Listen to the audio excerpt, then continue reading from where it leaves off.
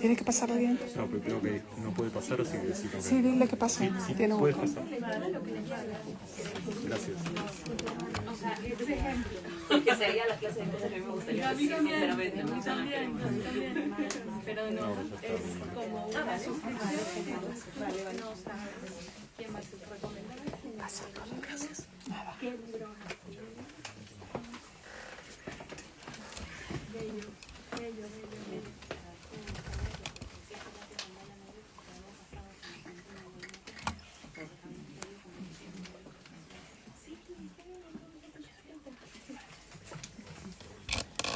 Hola, muy buenas tardes a todas, a todos.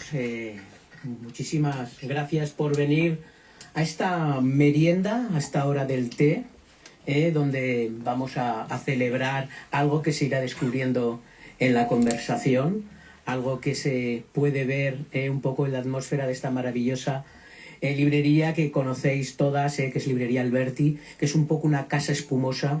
Yo voy a estar hoy aquí, pasado mañana vuelvo otra vez aquí, o sea, muchos días del año estoy justo en esta sala con lectoras, con lectores, compartiendo muchos cuentos. Cuando Lola me dijo de hacer una actividad para celebrar los 50 primeros años de vida de esta maravillosa librería, no se nos ocurrió otra mayor locura maravillosa que reunir a María Fernanda Ampuero, a Natalia García Freire y a Mónica Ojeda. Tres escritoras realmente importantes en la geografía de Páginas de Espuma, muy importantes en la geografía y en la cartografía del cuento latinoamericano, y no queríamos hacer el típico encuentro donde alguien pudiera moderar y ellas contestaran, sino que queríamos un poco un acto donde ellas se sintieran absolutamente libres de hablar de lo que quisieran. Os aseguro que no han preparado absolutamente nada, con lo cual, desde ahora, creo que también os invito a todas a que podáis en un momento dado también participar, hablar, preguntar, o sea, sentiros muy, muy libres, tan libres como ellas van a hablar de lo que absolutamente se quiera. En un brevísimo chat que se va a autodestruir cuando acabe esta reunión de WhatsApp, se habló de procesos de escritura, se habló de sensibilidades temáticas y estéticas de sus escrituras, se habló de su país, que también querían levantar la voz, una voz necesaria que se convierta en grito, y creo que es muy buena oportunidad también. Así que no sé, y esto sí que me pone muy nervioso, como veis, ¿a quién le voy a dar el micrófono? Porque no sé quién lo ha preparado. Así que yo, discretamente, lo voy a dejar encima de la mesa, se hará un breve silencio, se mirarán entre ellas como diciendo, ójalo tú, tú, y ahí empezaremos. Así que bueno, muchísimas gracias Lola, muchísimas felicidades, llevamos años y años contigo y muchos más que nos quedan. Un gran aplauso para Lola y todo su equipo.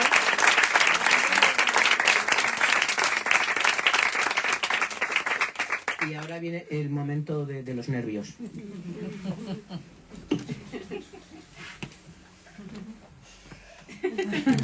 Lo dije. Tendría que ser el momento del té. Perdón.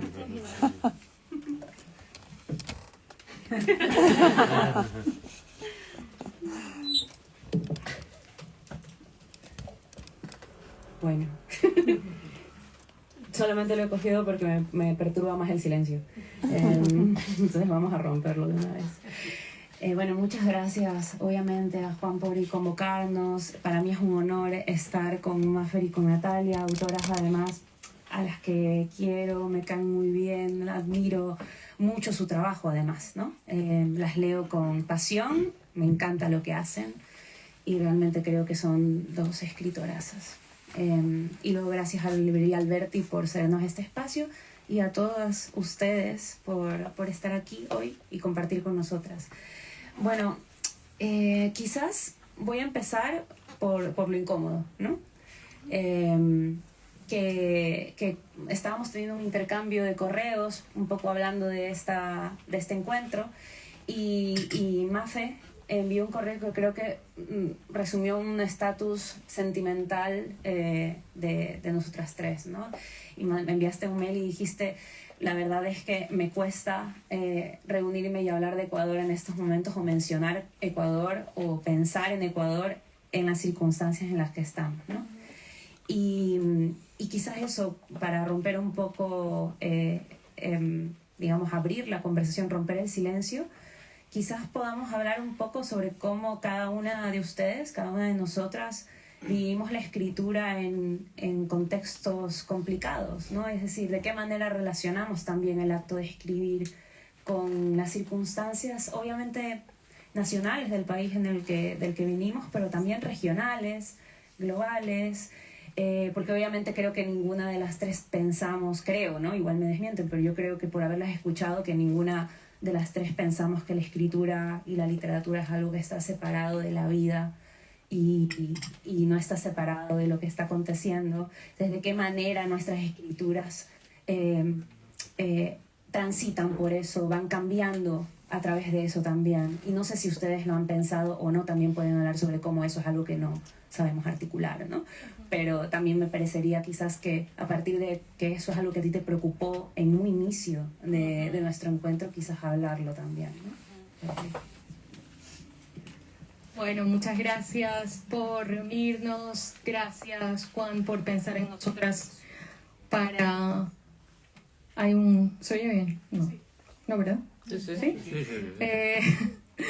Para este encuentro, Mónica y Natalia son mis amigas, digamos, están en las 5 personas o 10 personas más importantes de mi vida.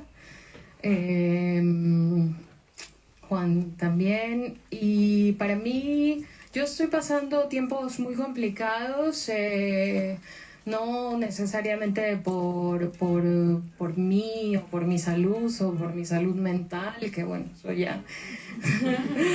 eso ya, pero estoy segura que les pasa a ustedes también.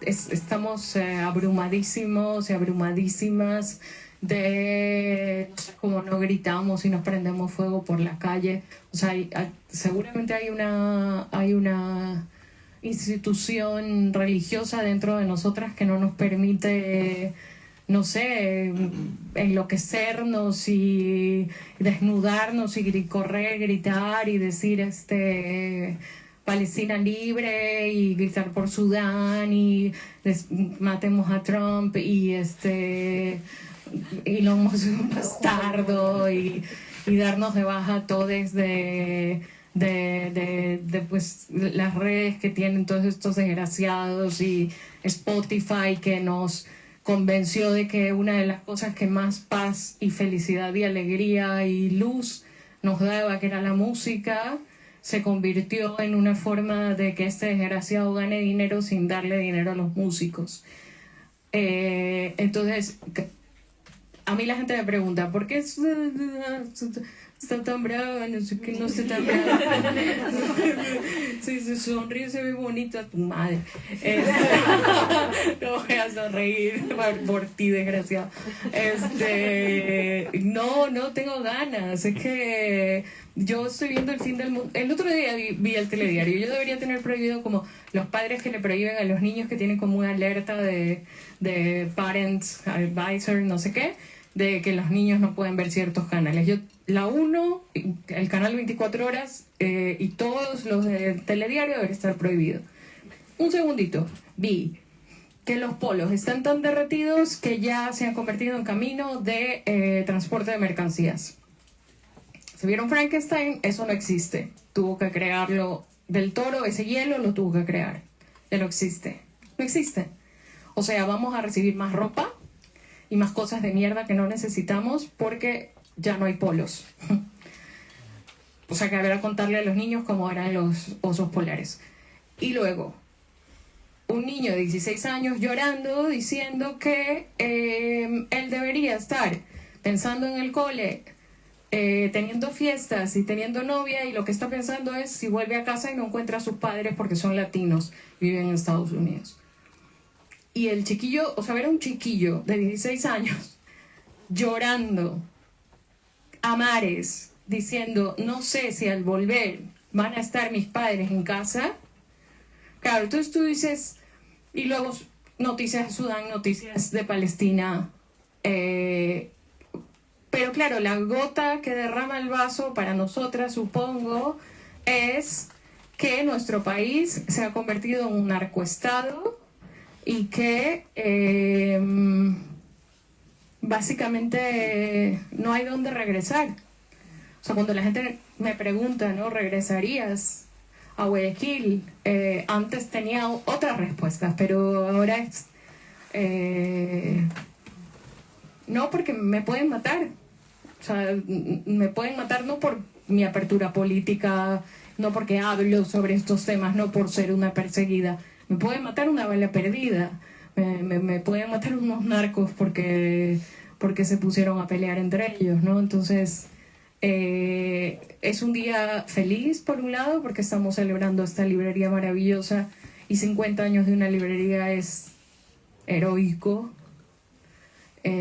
A pesar de todo, porque sabemos que esta librería ha tenido sus naufragios y ahí hemos estado también, pero no es un momento feliz para ser ecuatoriana. A mí yo me quedé con...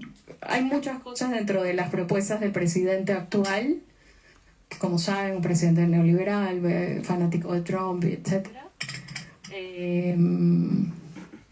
A mí se me quedó una cosa de que hay la propuesta de que Galápagos sea una base militar.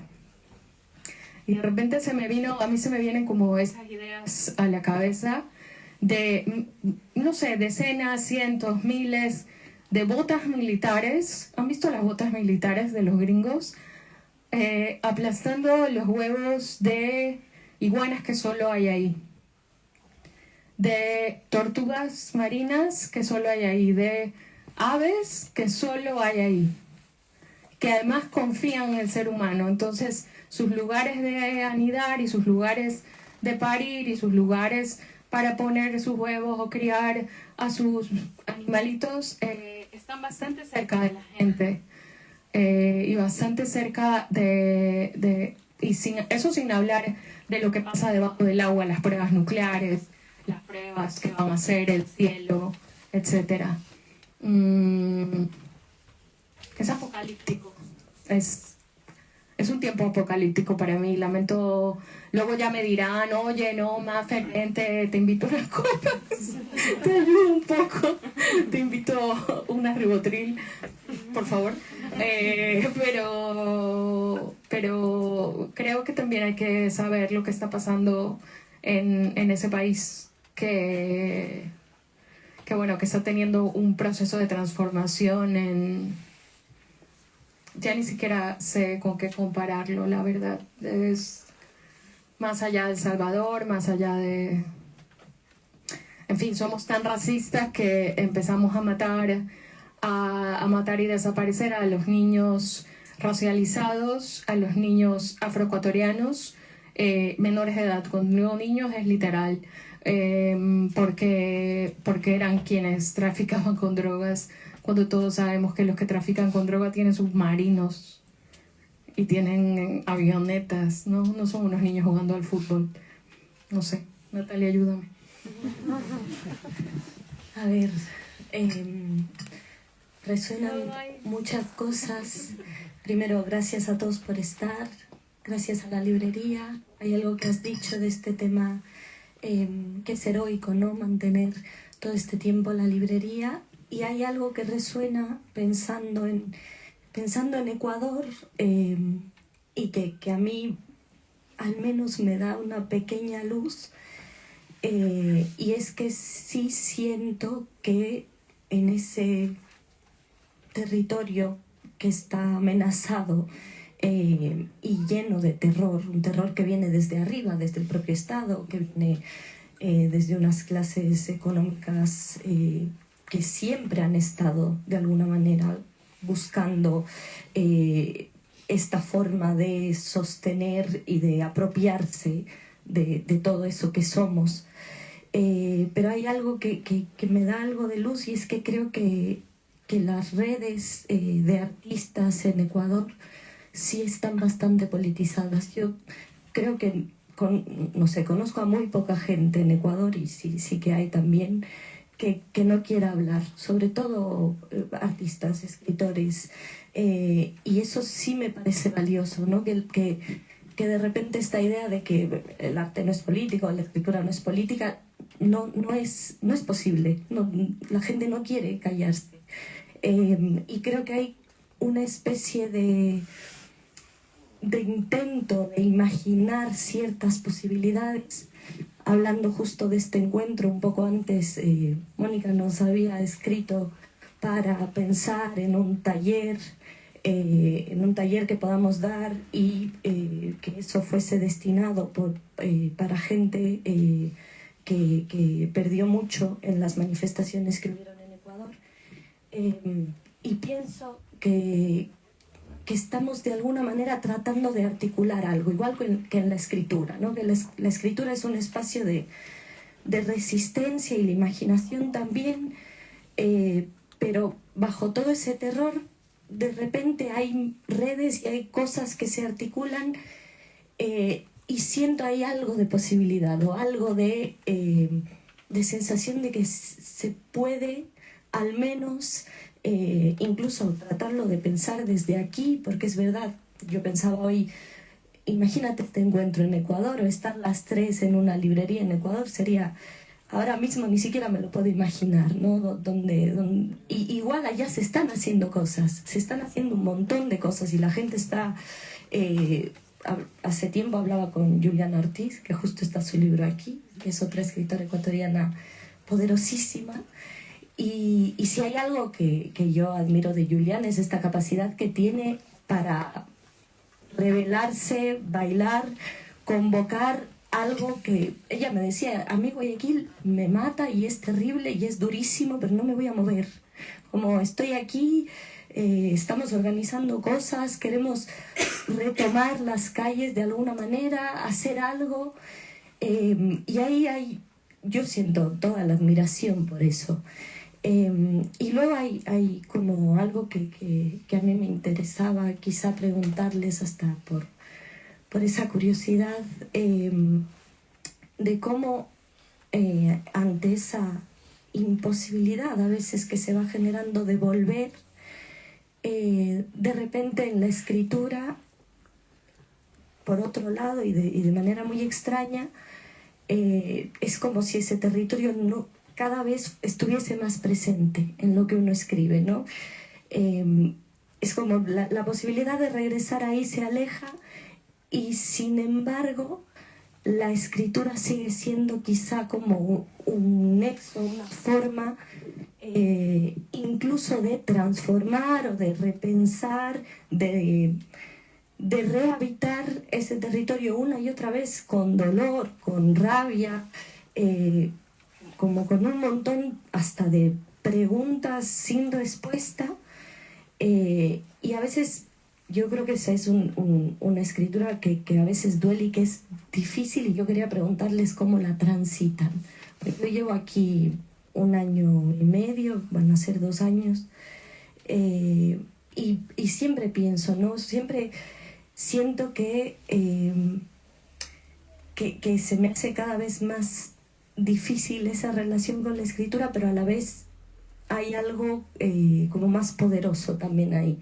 Y no consigo entender cómo es, no consigo entender, como tú decías, este exceso de lucidez, esto de pensar todo el tiempo con esta conciencia de lo mal que está todo, y al mismo tiempo estar ahí imaginando. Es rarísimo lo que pasa, es como una cosa, una constante contradicción y una constante, hasta una pulsión extraña de vida, rara. Entonces les quería preguntar un poco eso, porque ustedes llevan mucho más tiempo aquí. Yo cuando las leo igual, hasta siento que está más vivo eso de allá, ¿no? Siento que ese territorio de manera rarísima aparece cada vez más, con más complejidades y con más fuerza. ¿Y cómo lo hacen? ¿De dónde? ¿Cómo siguen sacando esa fuerza también? Esa cosa de, ante todo este panorama, igual sigo ahí.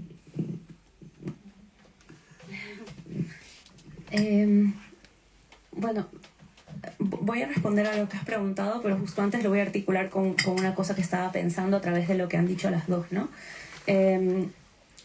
O sea, voy a citar a Mafe en Visceral, que hay un momento en donde tú dices, oye, te voy a citar mal, obviamente, porque mi memoria es horrible, pero algo así como dices, no, cuando todo se ha acabado, cuando estoy sumida en el horror, recurro a la literatura, ¿no? Yo creo que con esa frase de Visceral tú has resumido básicamente lo que nos pasa a todas las personas que escribimos y a las personas que amamos los libros. Cuando nos duele algo, recurrimos a la literatura. Cuando estamos enamorados, recurrimos a la literatura. Cuando tenemos determinadas circunstancias vitales, los que amamos los libros, ya sea porque los escribimos y los leemos o solo los leemos o lo que sea, recurrimos a ellos. Y yo en este tiempo de lo que está pasando en Ecuador, que bueno, yo llevo 8 años, tú muchísimo más, tú menos, acá. Cuando yo salí de Ecuador, las cosas no estaban como están ahora. Guayaquil ya era una ciudad difícil, yo sí salí por determinados traumas guayaquileños, ¿no? Y sí salí un poco huyendo de mis traumas guayaquileños, pero las cosas están todavía peor, a un nivel que yo nunca había imaginado que fuera posible. Ya me parecía que la ciudad estaba en lo peor que podía pasar. Entonces, claro, a veces falta la imaginación para el horror. Uno no se imagina que pueda ser todavía peor. Y algo que sí que pensé en todo esto, que llevo pensando en estos 8 años estando acá, es en cómo el cuerpo se reterritorializa y se desterritorializa constantemente. O sea, eso es algo que se ve cárnico en la migración, porque tú migras y bueno, sí, desterritorialización, y luego vuelves a extender tus raíces en otro sitio y es difícil y no es el mismo terreno y a lo mejor esto no te está alimentando bien y hay un montón de cosas de adecuación, ¿no? Pero incluso cuando ya has puesto las raíces allí, es eso, el clima cambia, todo, la tierra se sedimenta, se desedimenta, y por lo tanto eres un cuerpo vivo que constantemente se está moviendo y en realidad hay algo de lo sísmico que aterra, es decir, de lo que no está fijo, pero a la vez también hay una promesa en no estar fijo. Es decir, en esa no fijación siempre hay una promesa de esperanza, de que hay algo. Igual voy a poder satisfacer mi sed un poquito más para allá, igual mi hambre va a poder ser en este otro territorio, ¿no? Entonces siempre el cambio tiene esa doble vertiente, que es algo que pasa mucho en las narrativas estoy pensando también en sus escrituras, ¿no? El horror, que también está ligado a lo fantástico, porque tiene esta cosa de lo siniestro, del cambio, de la transformación, de la mutación, ¿no? Y obviamente lo fantástico y el terror se ha alimentado mucho de esa emoción, que es la emoción del vértigo que te produce el cambio, pero básicamente estar vivo es eso, es como no estar a salvo y que todo esté cambiando constantemente, y esos cambios dan miedo, pero a veces son increíblemente gozosos y vitales, y a veces lo que te da terror es lo que más vivo te va a hacer estar, o te va a poner en un lugar de vitalidad máxima. Y entonces en estos 8 años, mientras todo esto ha estado pasando en Ecuador y actualmente las cosas están para mí peor que nunca, no solamente por el tema del narcoestado, sino por el gobierno actual. El presidente actual, Daniel Noboa, es un presidente autoritario, obviamente seguidor de Trump, Milei, Bukele,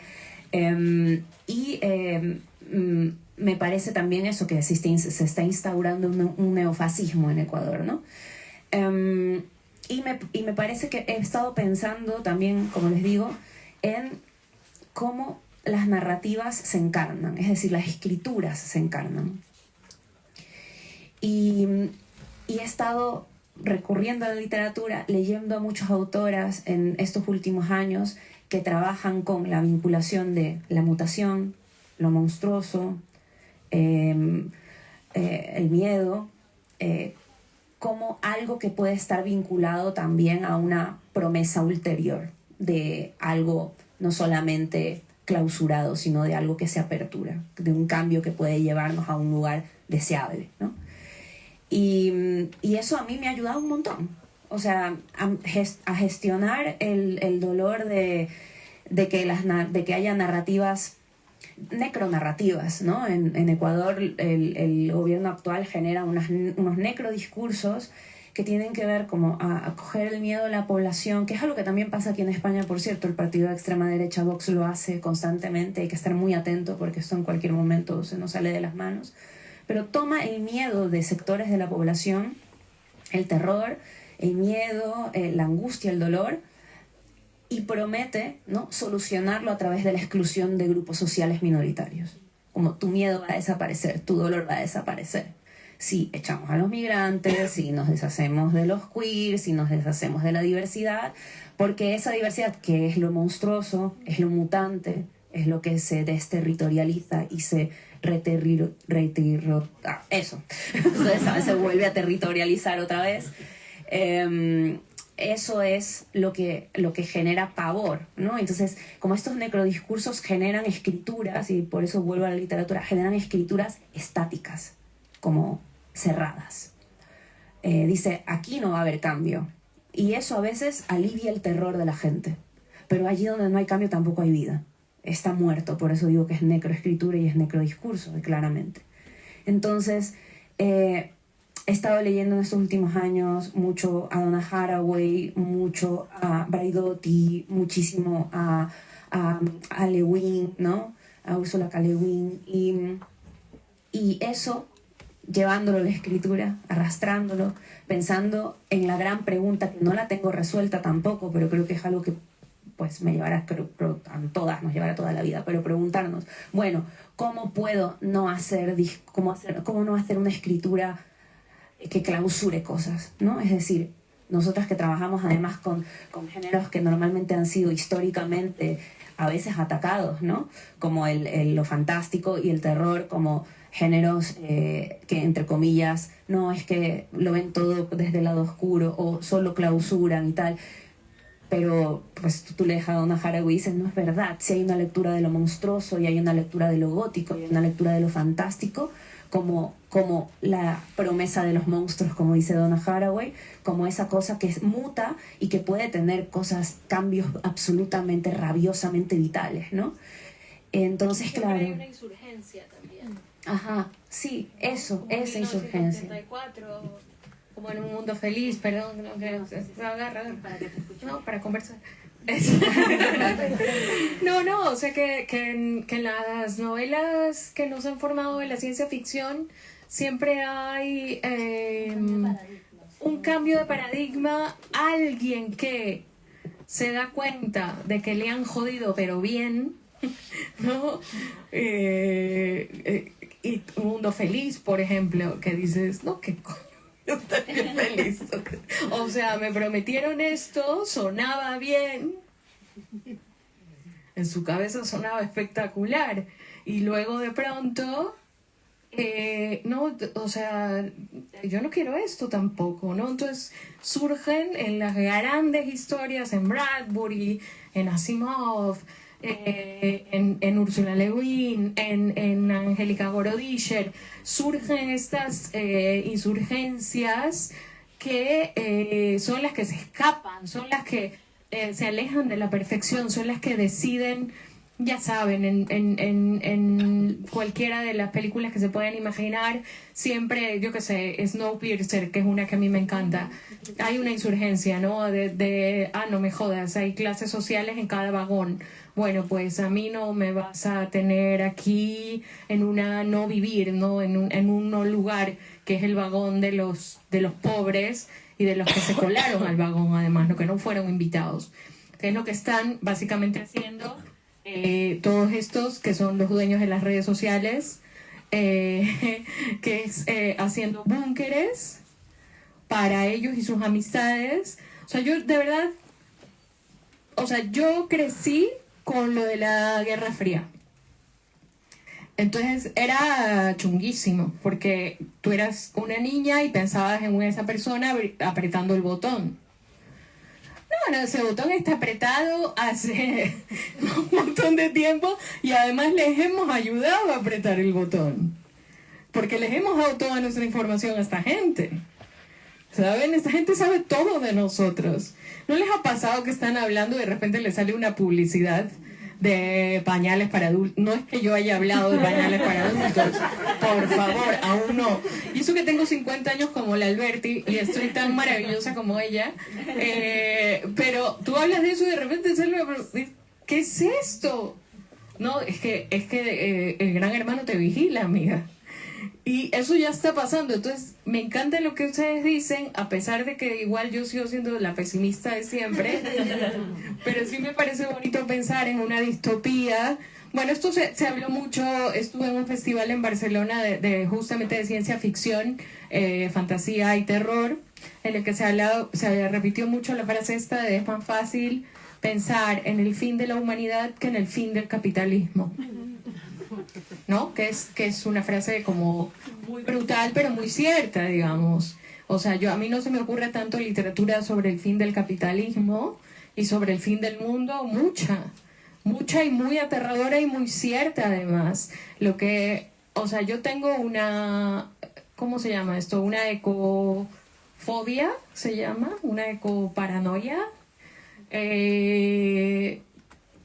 Tan brutal que todos los días, o sea, porque claro, cuando una es paranoica tiene que alimentarla.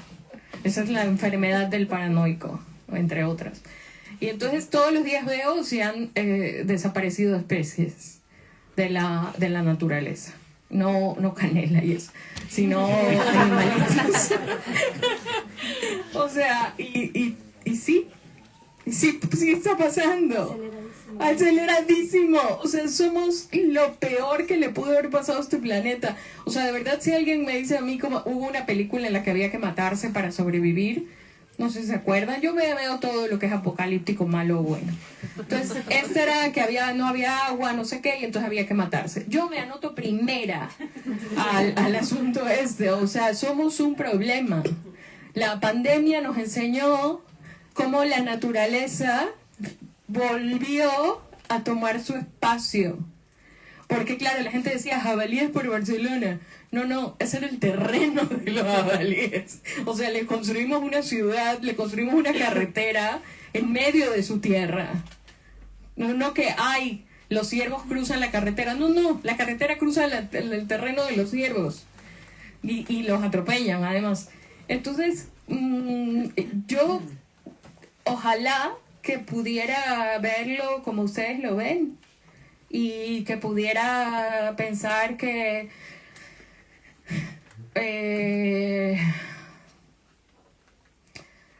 podemos volver a pensar que Ecuador es un país de paz.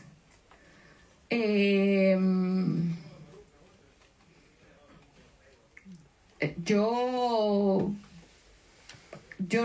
no lo veo, y últimamente yo escribo terror y lo único bueno es que eso me está dando mucho material.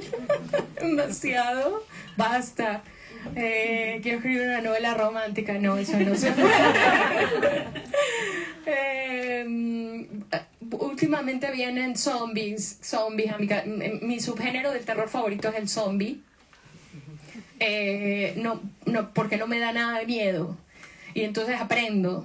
O sea, lo que hago es aprender del recurso, de la historia, de cómo se crearon.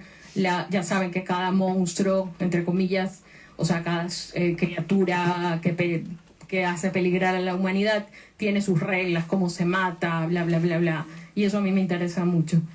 Y estoy pensando en un país zombie.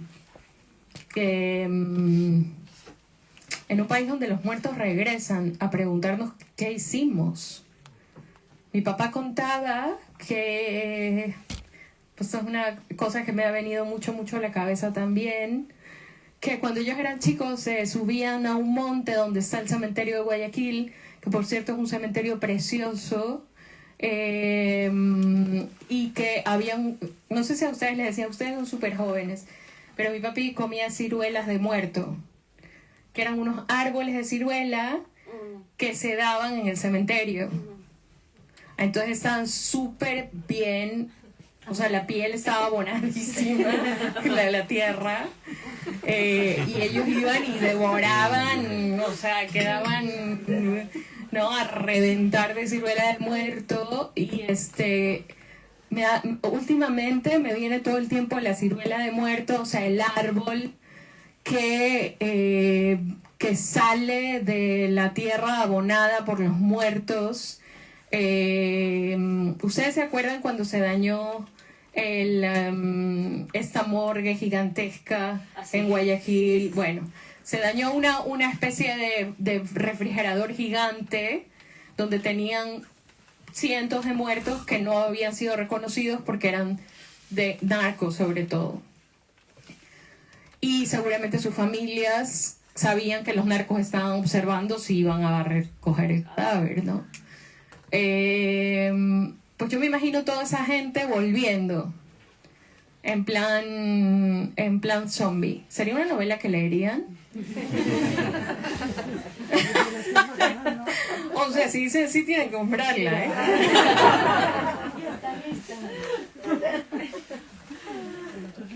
Aquí está el manuscrito.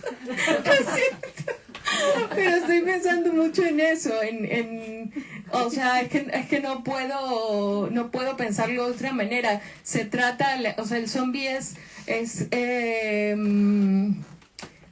marginal, es lo que tú decías, es el otro, el racializado, el pobre, el que apesta, el que da asco. Claro, no es el vampiro, no tiene esa fascinación, no es Frankenstein que tiene esa historia increíble detrás. No, el zombie es un despojo, y yo creo que nos han dejado un país zombie.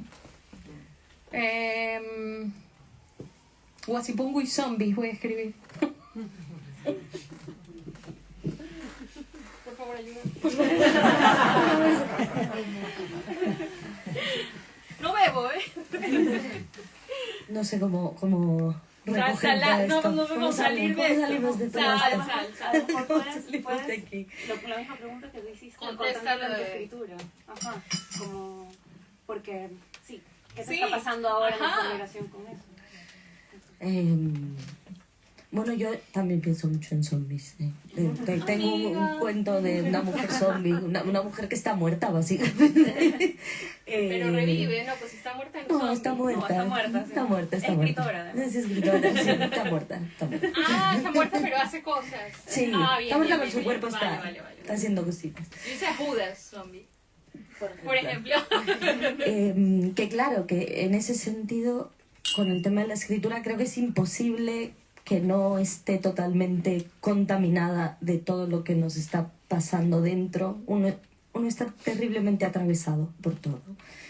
Y a mí me pasa con Ecuador que mientras más estoy aquí, se va convirtiendo primero como en un territorio más metamorfoseado, ¿no? Está como le crecen cosas.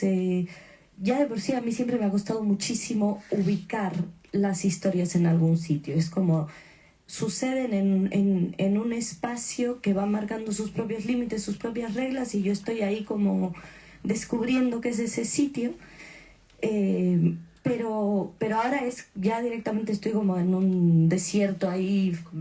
Sí, hay como fantasmas, zombies, pero no hay tanto, no sé, es un territorio cada vez más no lugar, ese país. Y sin embargo, quizá todo esto, toda esta sensación de lo que se despoja, esta sensación de vulnerabilidad, de fragilidad, ha aparecido o aparece cada vez más en la escritura. Y yo me siento muy como sin recursos, sin entender bien cómo sostener esa fragilidad y esa vulnerabilidad. Y siento también que tampoco me importa tanto, porque hay un momento en el que ya no quiero alcanzar tanto a veces la palabra, me bastan balbuceos, pequeños balbuceos. Últimamente escucho muchísimo a Selena, y cuando escucho Biri Biri Bam Bam, digo, claro, yo, no sé, Selena Quintana. Pienso, claro, yo a veces quiero escribir un montón de cosas, y cuando realmente estoy tan atravesada por todo, me salen eso, bir, bir, bam, bam, 2 palabras, balbuceos, y pienso que también ese es como un terreno de la escritura en el que me quiero quedar, en lo que no se puede decir, en lo que no puedo verbalizar, en lo que a lo mejor necesite, lo que decía, sedimentación, necesite otro tipo de, no sé, mucho tiempo más. Y luego a mí yo no sé si les pasó a ustedes, tal vez es porque no llevo tanto aquí, que siempre tengo la sensación de, como en Severance, hay una parte mía que existe aquí, yo creo que hay una parte mía que existe en Ecuador y yo no tengo conocimiento de ella, ¿no? Y a la vez, a veces estoy aquí y me siento como sin cuerpo, sin estar del todo aquí, rarísima, como sí, extrañísima.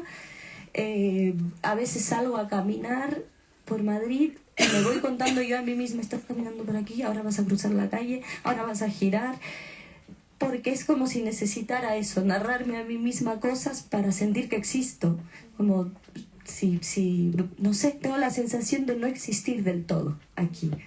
Y creo que eso también tiene que ver con ese no lugar en la escritura, que no consigue hacer pie en ningún sitio. Así que eso me pasa. Y yo habito ahí, soy medio fantasmagórica, supongo, por ahora, o yo me siento así. Siempre me pregunto si en algún momento eso va a dejar de pasar. O sea, si en algún momento voy a sentir que estoy aquí del todo y que tengo aquí del todo un cuerpo. Casi siempre me levanto todas las noches y casi siempre le despierto a mi pareja y le digo, ¿dónde estoy? ¿A qué hora? Ya, ¿cuándo me dormí? ¿Cuándo me quedé dormida? ¿A qué hora es? Como totalmente desubicada. Y cuando me despierto me pasa lo mismo. Me cuesta un rato entender, sí, estoy aquí. Y eso, me pregunto si en algún momento va a dejar de pasar y me pregunto todo el rato si en algún momento voy a volver a escribir desde como sintiendo que existo más, o si voy a volver a escribir también, siempre está uno rondando, ¿no?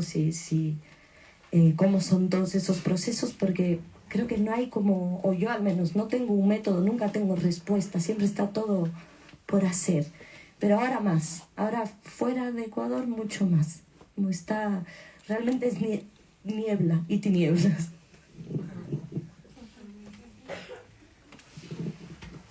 Sí, y estaba pensando justo en lo que habías preguntado, y a mí sí me pasa que, es verdad que, a ver, en mis primeros libros siempre había algún territorio, ¿no? Como en La desfiguración Silva, que es mi primera novela, está Guayaquil, pero está el lugar, pero nunca hay grandes descripciones del sitio. En Nefando está Barcelona, y tampoco hay grandes descripciones, salvo un momento, creo. En Mandíbula está Guayaquil otra vez, pero tampoco grandes descripciones, solo manglar, el cocodrilo, un edificio vacío, una escuela, o sea, como cosas fragmentadas, un volcán que mira una de las protagonistas donde está secuestrada. Y a partir de que llegué acá y empecé a escribir, o sea, estos últimos 8 años, escribí Las Voladoras, que he publicado acá, y Chamanes Eléctricos en la Fiesta del Sol. No es que de repente mis libros se hayan vuelto con grandes descripciones de los espacios y de los entornos, porque no, pero sí siento que mi disposición a escribir ha cambiado en cuanto al espacio. El espacio ya no es solamente como, bueno, mis personajes están aquí, sino como una sed espacial, ¿no? Como desde que migré también, como algo que a mí me pasa mucho es tener como sueños muy extraños, sueños en donde hay espacios más que personas. Y entonces soñar con la Mama Tungurahua específicamente, que es algo que me pasa mucho, soñar con los manglares, sobre todo de Vía la Costa, que es donde yo he vivido, cerca de esos manglares, de esos, y con cocodrilos también soñar bastante. Y entonces también cómo lo onírico se mete en la escritura, es decir, cosas que se materializan en el inconsciente y que tienen que ver con deseos, ¿no? Deseos de algo táctil, ¿no? Incluso lo visual para mí es como en un sentido también táctil, ¿no? Como la mirada toca las cosas a veces, ¿no? Y ya saber que no estás ahí, no lo puedes ver a menudo. Y entonces de repente tienes como ese deseo de escribirlo para que en la imaginación de repente cobre cuerpo, ¿no? Cobre como mucho cuerpo. Y eso sí siento que me ha pasado, ¿no? Y siento que me está pasando que en general, ¿no? Con espacios en donde de alguna manera he habitado o estado, y es algo que aparece en la escritura como algo muy vivo, el territorio como algo vivo, pero conectado también con el hecho de que, claro, las personas, o sea, como nosotras, estamos vivas porque estamos conectadas a territorios varios. Y es esa conexión la que da toda una vitalidad al cuerpo, y también al cuerpo vivo, pero también al cuerpo de la escritura. Y también pensaba en eso, o sea, que sí que creo que en todos estos contextos regionales y globales que estamos, que están bastante desastrosos efectivamente, a mí sí me ayuda a activarme mucho el hecho de que hay esos pequeños espacios de resistencia, ¿no? He estado viendo con mi pareja Andor, y esto es como la referencia más actual que tengo de esto, pero he estado viendo Andor, que es como de la saga de Star Wars, es una serie con Diego Luna, y en el capítulo final de la segunda temporada de Andor, hablan sobre la resistencia, ¿no? Porque básicamente Star Wars es eso, el imperio, la resistencia, etcétera, etcétera, ¿no? Y la destrucción de mundos a través de la estrella de la muerte, etcétera, etcétera. Y entonces hay un momento en donde hay una voz en off que está diciendo como, bueno, es que en realidad el imperio le tiene miedo a la rebelión pese a que seamos chiquitos, porque crecemos todo el tiempo, talas esto y crece en otro espacio. No es algo que no acaba nunca. Y en ese sentido, la rebelión como movimiento que resurrecta todo el tiempo, ¿no? Pues es como algo que nunca se detiene, y por lo tanto devela que el imperio en realidad es frágil, ¿no? Entonces me quedé pensando en eso hoy que vi ese episodio. Sí. Ajá. Y es chiquita, sí, sin duda, el imperio gigantesco, por supuesto. Pero igual eso siempre está, ¿no? Entonces pienso como históricamente en todas las escrituras, en todos los espacios artísticos que pese a todo están creando. Bueno, el poemario que te he regalado al final pone impreso en el 2023 pese a todo. Eso pone, ¿no? Entonces eso como que te da, no la esperanza como, ay, alcanzar una utopía triunfal, ¿no? Pero sí te da la sensación de, bueno, cuando yo me acabe alguien más continuará. Y si yo no llego a decir o a articular algo interesante, mutable en mi escritura, alguien más lo hará. O sea, ¿no? Justo pensando en lo que decías, como no alcanzar una utopía enorme, también creo que hemos comprado tanto la idea de utopía como un nuevo sistema que tiene que componerse, y eso no termina siendo más que otro nuevo orden que a la vez termina siendo como un nuevo imperio.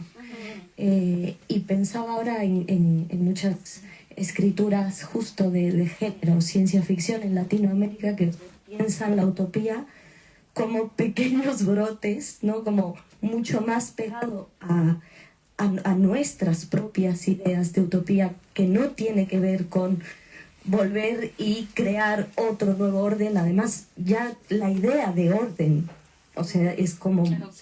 sí. Y pensar en esto, la utopía siempre va a ser unos pequeños brotes, pequeñitos, y va a estar constantemente, y creo que eso, ¿no? Mucha literatura latinoamericana lo empieza a pensar así. Pienso en Gabriela Damián Mirabete, pienso, sí, en esta idea de cosas muy pequeñísimas, resistencias, y que tienen que ver también con resistencias que no son solo lo humano, que justo se conectan, que están al mismo nivel con su territorio, con lo animal, con esta cosa de justo no orden, no ciudad, no algo que empiece a mutar, muy mutante. Pequeñas utopías, pequeñitas, que surjan y que muten todo el rato. Quizá por ahí hay una pequeña idea de qué, hacia dónde, por qué. Igual alguien quiere participar o decir no era esto a lo que venía.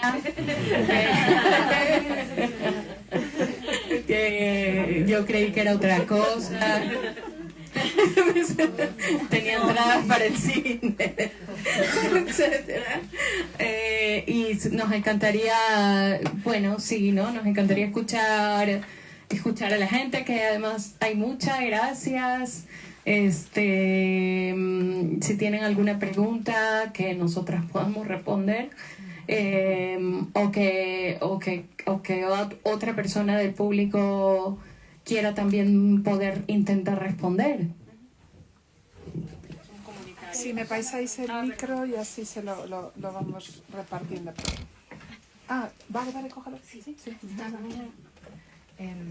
Hola, estoy súper encantada de estar aquí.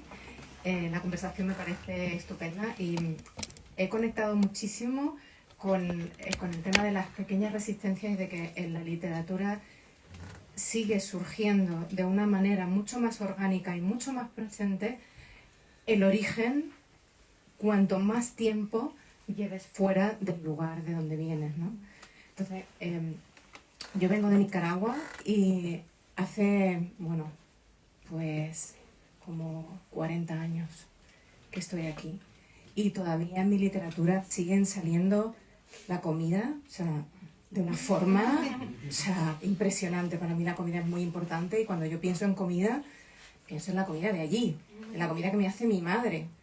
Entonces, es como, ha sido para mí una conexión muy grande con lo que estabais hablando, por eso de que la llama sigue viva, aunque uno no lo mire, aunque uno no estés todo el rato hablando como se habla allí, pensando como se piensa allí, o con gente que viene de allí, pero es increíble cómo tu piel, tu respiración, tu latido sigue siendo una parte de allí, otra parte de aquí, otra parte de... Pero hay veces que me siento un poco también partida con orígenes en distintas partes de donde he vivido, ¿no? Como veis, tengo un acento andaluz que me muero. Entonces, eso es otra parte de mi identidad, ¿no? Que también sigue saliendo en la literatura, porque uno, conforme va pasando más el tiempo, como que vas cogiendo más nacionalidades. O por lo menos eso es lo que me pasa a mí. Pero a mí me alegra eso y como que da mucha riqueza y mucha profundidad en mi literatura. Así que gracias por compartir. Ha sido estupendo. Pásamelo. ¿Hay respuesta por parte de la mesa? ¿No? ¿Otra pregunta?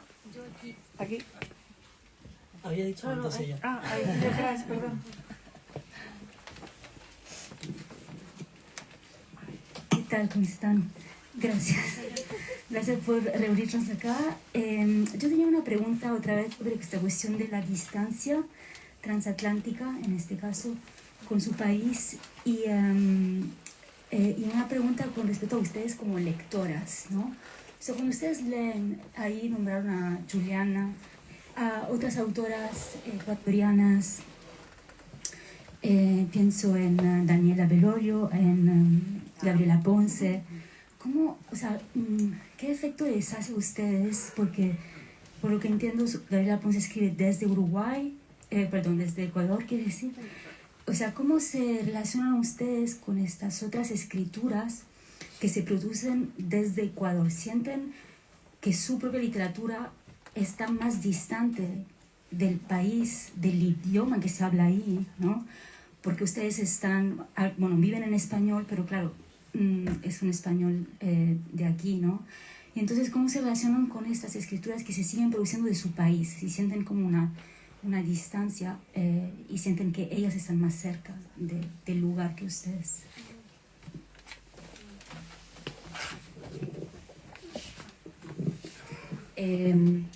Sí, las que acabas de mencionar, adoro, me encanta. Daniela Alcíbar me parece que tiene una escritura brillante, además, efectivamente, como hemos estado hablando aquí, mutante, así como que pasa del ensayo a la narrativa, de la narrativa al ensayo. Me parece muy, muy sui generis lo que ella hace. Y Gabriela Ponce está muy ligada al teatro también, que también es maravillosa. Su escritura precisamente por eso tiene pura dramaturgia y utiliza mucho el melodrama también, como se nutre de... Porque nuestro etos sentimental es el melodrama por las telenovelas, seamos sinceras. O sea, podemos ocultarlo, pero ese es nuestro etos sentimental. Y Gabriela, exacto. Y Gabriela no solamente que no lo oculta, sino que dice, yo voy a hacer literatura con esto. Y hace unos libros maravillosos. Bueno, pero la tradición de Manuel Puig, que también no se puede entender la obra de Manuel Puig sin esa tradición melodramática también, cinematográfica del Hollywood de los 60, etcétera, etcétera. Pero sí, son autoras brillantes. Iba a decir que yo creo que también algo que hacen esas escrituras, además de las nuestras, las de ellas y tal, es dinamitar un poco la idea de lo que es una literatura nacional. Porque la idea propia de una literatura nacional a mí ya me parece bastante incómoda, ¿no? Como, ¿qué es una literatura nacional? Lo que se quiere vender que es una nación, lo que supuestamente es una nación. ¿Y qué es eso? Pues discurso oficial sobre la nación. Y luego dentro de Ecuador es un país chiquito, pero es muy diverso en cuanto a la forma de hablar.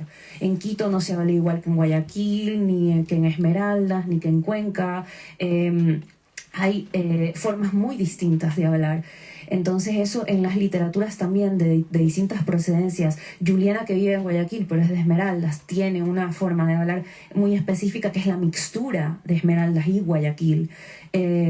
Gabriela Ponce, Quito.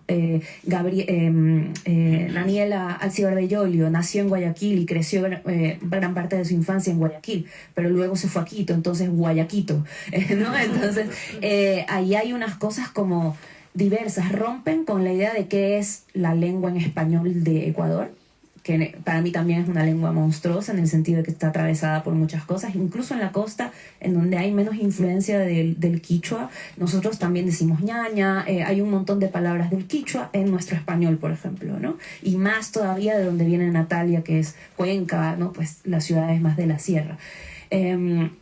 Pero pienso en eso solamente en el ámbito de la lengua, ¿no? Pero luego en cuanto a los temas también me parece algo curioso. Tú lees la literatura de Daniela o de Gabriela y aparecen lugares, por supuesto, pero creo que aparecen también desde ese vínculo sentimental, no desde el lugar mimético. No es como vamos a retratar Quito o vamos a retratar Guayaquil o tal. Y creo que en eso sí se emparentan de alguna manera con nosotros, porque cuando aparecen, bueno, tus lugares son ficcionales, ¿no? Y también cuando yo hablo de Guayaquil o hablo de algún espacio, también es ficcional en realidad, ¿no? Pero es verdad que yo creo que hay mucha montaña en tu literatura, ¿no? Como la cordillera, yo pienso en Cocuán y para mí, ¿no? Es un lugar inventado, pero imagino ese páramo, imagino determinados espacios en los que tú has crecido también, ¿no? O los imagino yo, ¿no?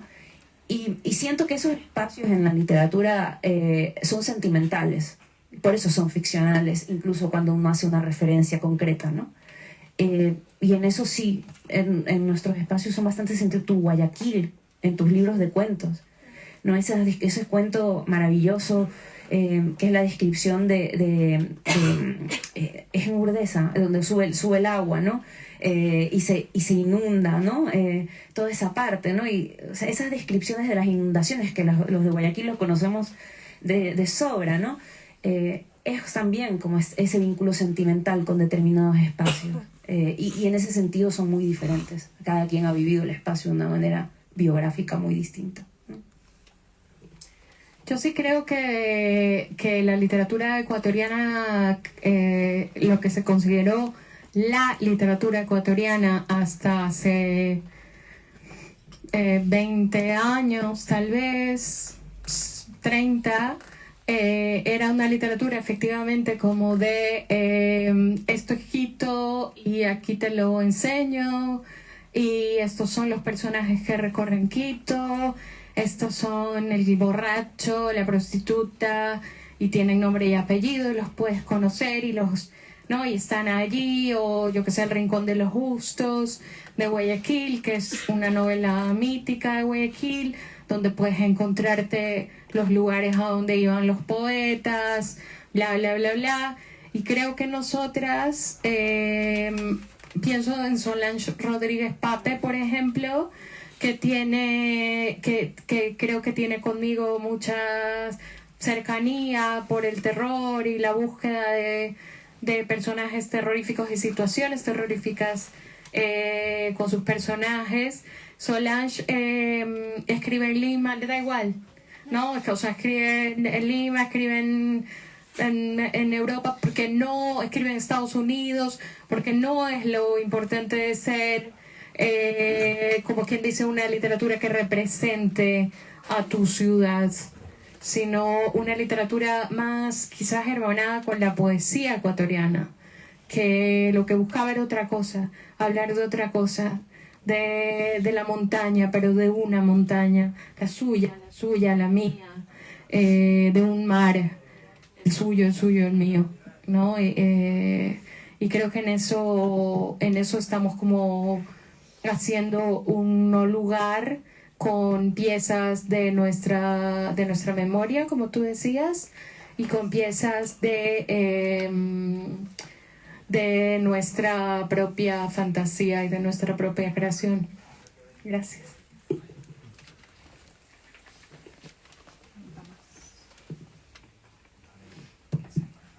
Aquí hay una pregunta. ¿Una pregunta? Hola, por el colectivo de la escalera.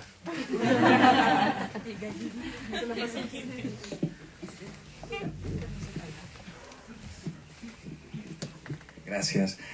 Para mí ha sido una tarde, una conversación de la caída de los relatos y de la fragmentación de los relatos, de todo tipo de relatos, y del sentido que dan los relatos, el sentido vital, el sentido también individual, porque también habéis contado vuestra experiencia como gente migrante, desintegrada o desperdigada en esa identidad, ¿no? Pero sois escritoras y creo que bueno, en buena parte de vuestra profesión está el reconstruir esos relatos o crear nuevos. Y bueno, quería saber si sentís algún tipo de presión en este contexto cuando os ponéis delante de la página. ¿Depresión?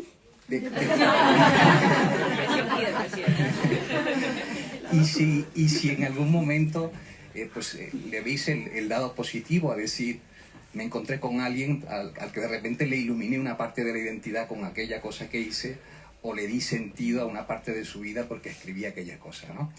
Simplemente intentar animar, porque vuestra profesión es muy reparadora, y entonces quería saber si había alguna experiencia por ahí.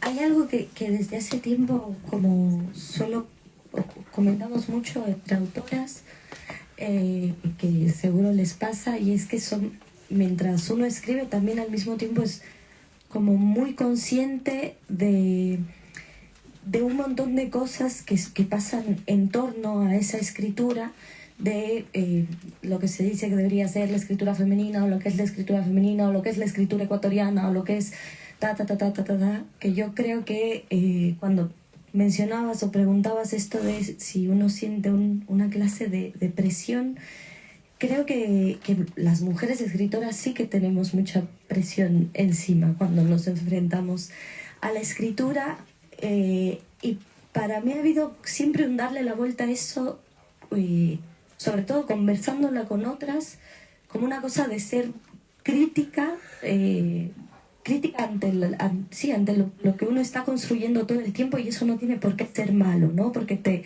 enfrenta todo el tiempo a nuevas preguntas también, y estás todo el tiempo sin certezas.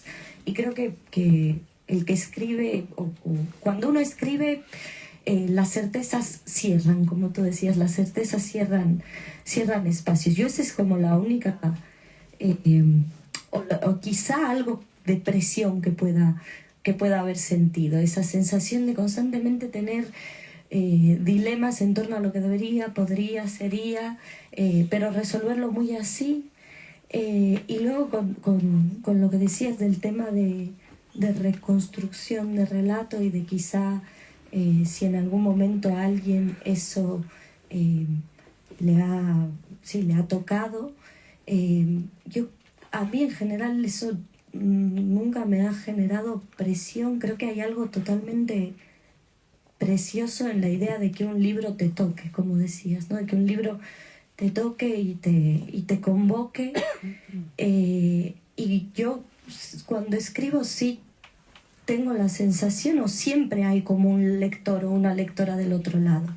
Que esto no quiere decir que tenga en la mente una idea del lector, pero siento que es un acto en el que hay alguien del otro lado y que inevitablemente hay un deseo de tocar al otro con la palabra. Entonces, eso sí que más que presión me genera un deseo de tocar al otro, el deseo total de que la escritura toque lo más posible y sienta lo más posible, y convoque lo más posible y conecte lo más posible con el otro. Sí, totalmente lo que dices, Natalia, a mí me parece que es algo que también siento bastante cuando escribo, y estaba pensando también como en la necesidad también que uno tiene, porque uno nunca sabe, lo que uno está escribiendo tú no sabes si va a tocar a otros, o sea, lo deseas efectivamente pero no lo sabes, y no sabes ni siquiera si lo que estás escribiendo es realmente algo, no sé, que a veces uno tiene dudas de, bueno, esto, lo que estoy diciendo está bien, o sea, está bien, llegará a conmover a alguien. Ya sabes que no puede tocar a todo el mundo, por eso hay tantos libros, sabes que esa no es la ambición es realmente merece la pena todo este tiempo que pasas escribiendo, o solamente me pasa algo a mí mientras yo estoy escribiendo. Pero ya solamente, si solamente te pasa a ti, ya yo creo que merece la pena dedicarle el tiempo a la escritura, ¿no? Porque ya por lo menos algo te está pasando a ti, ¿no? Pero evidentemente sí hay ese deseo. Y estaba pensando también en como esa urgencia por tener como narrativa. Yo cuando me acerco a los libros, tengo como una sed de narrativas audaces y apasionadas. Y entonces eso de allí es algo a lo que yo como lectora estoy buscando, porque porque sí creo en lo que tú decías, cómo las narrativas las encarnamos. Entonces, si tú de repente encuentras esa narrativa apasionada o audaz, de repente te apasionas un poquito o te vuelves un poquito audaz, porque te mete algo en el cuerpo. A mí me pasa, con muchos libros me ha pasado, y entonces eso busco como lectora. Obviamente no sabes si lo vas a lograr hacer como escritora, eso no vas a saber nunca. A mí, o sea, yo no quiero tocar sino asustar a la gente.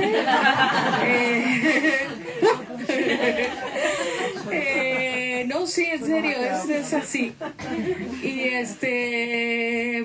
o sea, zapatero a tus zapatos. Es lo que hago. Y entonces yo lo que a mí me pasa que voy a muchas librerías y entonces le pregunto a los libreros, que normalmente son gente muy preparada, dígame un libro que me vaya a asustar. Entonces los libreros, me pregunto, y son igual pobrecitos, no hablan así. Pero sí van como a preguntarle a sus jefes o a otros libreros como de, ¿qué le doy? ¿No? ¿Qué le recomiendo? Entonces me dicen tal cosa, no, ya me la leí. Tal cosa, ya me la leí. Tal cosa, ya me la leí. O sea, no te puedo recomendar nada. Entonces, como de los nuevos libros o del BOE, eso me asusta un montón. Bueno, las facturas me asustan un montón. La de la luz, sobre todo. Y entonces me da mucha ternura porque pienso, a mí me gustaría desdoblarme y que entrar en la librería y decirle al librero qué libro me va a asustar y me dé el mío. Y que diga, este es el libro que te va a asustar, o sea, este es el libro que estás esperando. O sea, yo de verdad, sin ningún tipo de enaltecerme, ni mucho menos, a mí, o sea, yo creo que yo escribo, yo soy periodista, he sido periodista toda mi vida, o sea, no es una cosa que yo, pues la literatura de ficción ahora es mi gran amor, pero el periodismo es mi gran amor también. Pero hay una necesidad del susto que la quiero encontrar yo. Entonces la escribo porque digo, no la estoy escribiendo. Entonces cuando encuentro cosas como los libros de Mónica o de Natalia, en los que hay un detalle, una cosa que es un poco pérfida, o un poco... No, en el fondo no lo terminé, lo siento. Hay una cosa como... que sobrevuela, ¿sabes? Se desvío, como el libro de Natalia. Digo, wow, qué felicidad. Y que no tiene que ver con que son ecuatorianas. Que eso es algo que yo creo que también las mujeres hemos roto. Yo me siento súper, súper hermanada con Hélène Vilar, por ejemplo, que es cubana. Y que siento que a nosotras nos pasa con escritoras de otros países, con Lili Colanzi, por ejemplo. O sea, yo podría a ellas dos ponerlas junto a conversar con otras escritoras que no necesariamente sean ecuatorianas, y que hay un territorio que no necesariamente es el territorio literal, mimético, patrio, sino un territorio de la búsqueda del territorio. Que eso es una cosa que me parece súper interesante. Como la búsqueda del miedo es lo que me hace a mí escribir, buscarlo. Si ya se me hace fácil, creo que dejaré de escribir.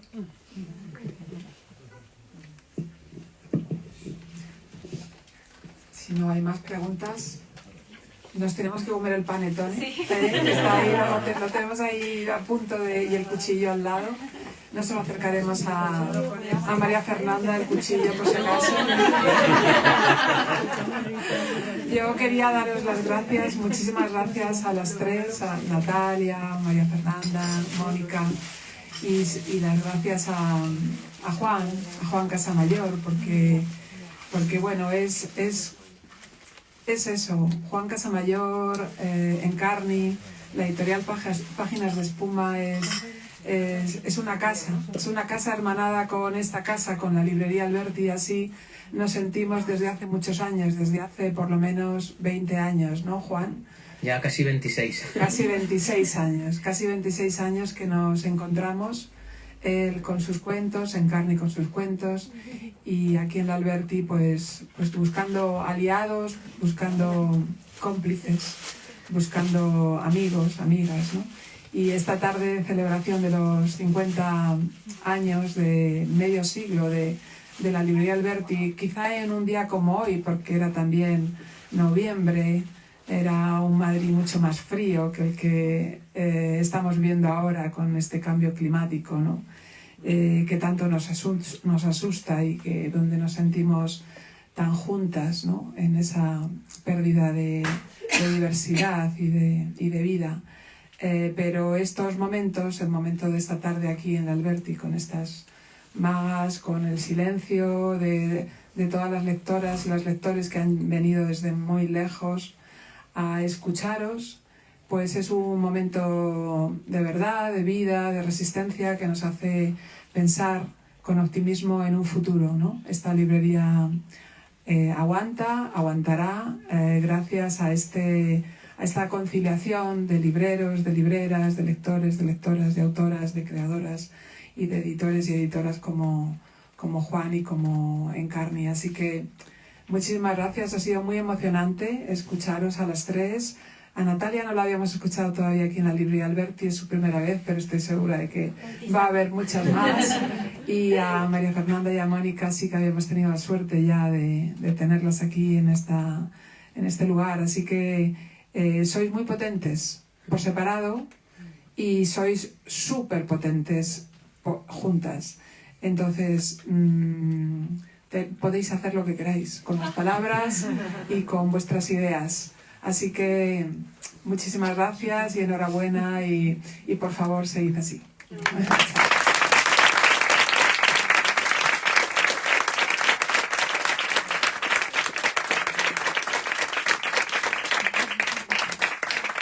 Bueno, muchísimas gracias a